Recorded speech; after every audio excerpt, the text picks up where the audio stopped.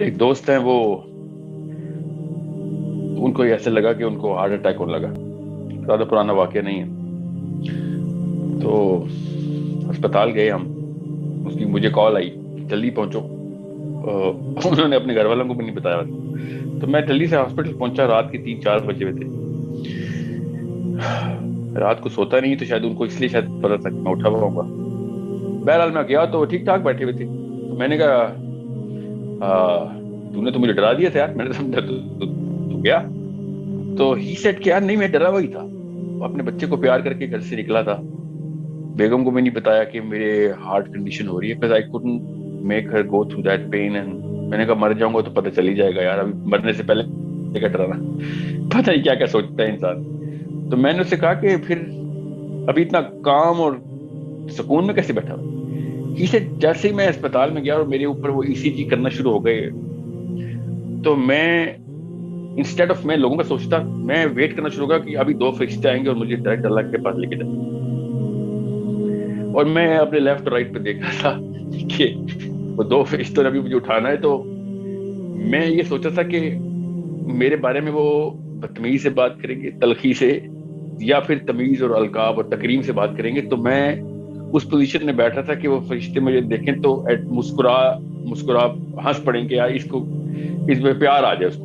تو اگلا انسان جو ہے نا وہ کس طریقے سے دیکھتا ہے. تو میں نے کہا پھر تو نے کیا کیا.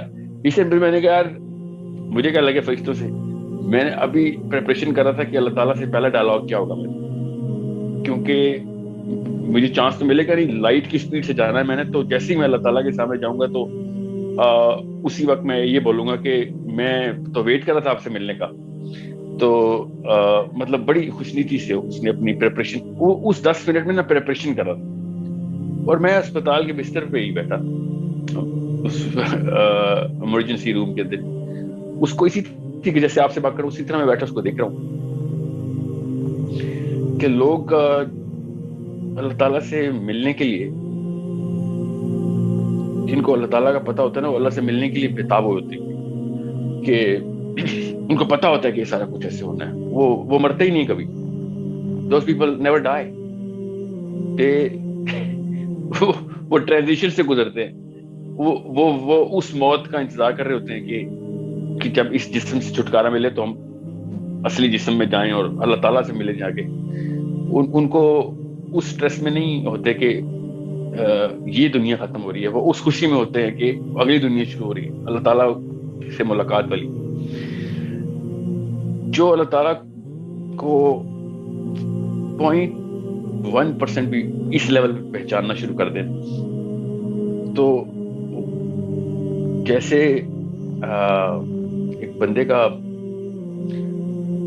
کو خبر آئے نا کہ آپ کا بیٹا پیدا ہوا ہے یا بیٹی پیدا ہوئی ہے، بڑا خوش ہو کسی اور شہر میں ہو، اور وہ جتنی جلدی گھر آتا ہے نا کہ میں دیکھوں میرا بچہ پہلی دفعہ، یا ماں کو پتہ نہیں کیا ہوتا ہوگا جب وہ اسپتال میں اس کو دکھاتے ہیں اگلے دن جب وہ ہوش میں آتی ہے. کیا I'm not a woman so I cannot really imagine that. وہ کچھ بھی خوشی نہیں ہے کیونکہ وہ کچھ بھی نہیں ہے لٹرلی. ابھی نو کہ وہ کچھ بھی نہیں ہے کیونکہ یہ سارا کچھ تو عارضی سی چیزیں ہیں، سارے بیوی بچے ماں باپ. جس بندے کو یہ پتا ہو کہ میں اللہ سے ملنے لگا تو the word eternity itself، جو کہ صرف ایک خصوصیت ہے، اٹرنل ہونا اللہ کی ایک چھوٹی سی خصوصیت ہے، باقی اللہ تعالیٰ کی حیت کی کیا بات کریں. سو خالی ایٹرنیٹی کے کانسیپٹ سے آپ کو کیا احساس ہو گیا کہ میں ابھی موت آنے لگی ہے تو میں ابھی ڈائریکٹ اللہ تعالیٰ سے ملاقات کرنے لگا ہوں، میں ابھی اللہ تعالیٰ کو دیکھوں. سو it's such a concept that actually gives you an eternal life right now, right here. مسلمان پہ تو موت ہے ہی نہیں. مسلمان تو نہیں مرتا کبھی، وہ تو خالی جسم چھوڑتا ہے اور ڈائریکٹ اللہ کے پاس جاتا ہے، اسی ہوش میں جاتا ہے. نبی علیہ السلام نے حضرت عمر فاروق سے کہا کہ کیا سوچ سکتا ہے عمر کہ بجلی کی چمک سے زیادہ اور اس کی راج کی کڑک سے زیادہ آواز میں اور بجلی کی چمک سے زیادہ روشن 2 فرشتے آ کے تجھ سے قبر میں پوچھیں گے من ربک کا. تو تمہوں نے کہا کہ یا رسول اللہ میں اس وقت ہوش میں ہوں گا. نبی علیہ السلام نے کہا کہ عمر جیسے تو ابھی ہوش میں ہے تو عمر بن خطاب نے کہا کہ یا رسول اللہ پھر میں دیکھ لوں گا ان کو، کیونکہ مجھے پتا ہے کہ میرے اندر کیا ہے، میں تو ویٹ کر رہا ہوں پھر. سو انڈرسٹینڈ، ہم پہ قبر میں بھی موت نہیں ہے، ہم اسی ہوش میں ہوں گے جیسے یہ بھی ہے. ہم پہ کہیں پہ بھی موت نہیں، ہمارے جسم کو موت ہے. ہم جس ہستی نے بنایا وہ ہم اس کا ویٹ کریں ہم کہ ہم کب ہم ملیں گے اور کیا لمحہ ہوگا وہ. تو یہ بات تو خیر 10 دن ہم لگا رہے ہیں تو اس کے اوپر کیا بات کرتے رہے. 1000 مثالیں صحابہ کی لائف سے ایسی ملیں گی کہ صحابہ کو پہنچ کی تھی یہ بات ان کو سمجھ آ گئی تھی. فزت برب کعبہ، علی بن ابی طالب نے کہا نا جب ان کو خنجر لگا کہ میں تو کامیاب ہو گیا، رب کعبہ کی قسم میں تو کامیاب ہو گیا. کیونکہ وہ ویٹ کر رہے تھے کہ سب کانشیس ویٹ میں، تو میں تو کانشیس ویٹ کر لوں تو 2 منٹ بعد ڈسٹریکٹ ہو جاؤں گا. وہ سب کانشیس برین میں ان کا ویٹ چل رہا تھا کہ کب اللہ سے ملاقات ہو. It's such a beautiful moment for the believer when he dies. It's such a beautiful moment because اس کو فرشتے نظر آتے ہیں اور اس کو عین الیقین ہوتا ہے کہ ابھی مجھے میرے رب سے ملا جائے گا، اور میری وہ تمام تر عمر جس کے اندر میں نے یہ ساری بلیف سسٹم کو اپنے اندر سمو کے رکھا تھا ابھی میرے سامنے مینیفیسٹ ہو گئی. سو بات وہی ہے کہ ایک 2 روپے کی دنیا اور نوکریاں اور دنیا کے عذاب، ان کی محبت کے اندر اس ہستی سے ملنے کے لیے ہم الرجک ہوئے ہیں کہ اللہ ہمیں نہ ماری، ہم نے تیرے سے نہیں ملنی. It's such a it's beyond explanation for when. اب خود سوچے ہم جیسے بندے ان لوگوں کو کتنے بیوقوف لگتے ہوں گے کہ جن لوگوں کو یہ کانسیپٹ پوری طریقے سے سمو گیا اندر، اور وہ کہتے ہوں گے کہ جس نے کائنات بنائی، جس نے اس کو بنایا ہے تو اس کا مالک کیا اصل میں، جس کا یہ غلام ہے اصل میں، اس سے ملنے سے یہ بچنے کی کوشش کر رہا ہے اور یہ اس دنیا کے اندر گھومنے کی کوشش کر رہا ہے اور یہ سمجھ رہا ہے زیادہ مزہ ادھر ہے، زیادہ اس کو اطمینان اور زیادہ جو خوشی ہے وہ ادھر مل سکتی ہے. تو that's not possible.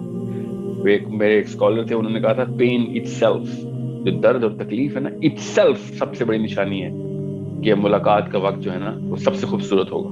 دنیا کا جتنی بھی تکلیف ہے وہ سب ازالہ ہے اس خوشی کا کہ جب اللہ تعالیٰ پہ نظر پڑے گی، اللہ تعالیٰ کی ہم پہ نظر پڑے گی. سب سے پہلے مسلمان کو، ہر انسان کو فرشتے اٹھا کے ڈائریکٹ اللہ کے قدموں میں پھینکتے ہیں کہ یہ سجدہ کر چل، تاکہ اس کے بعد تیری قبر کا نظام شروع کریں گے، پھر لے کے آتے. تو ہم تو اس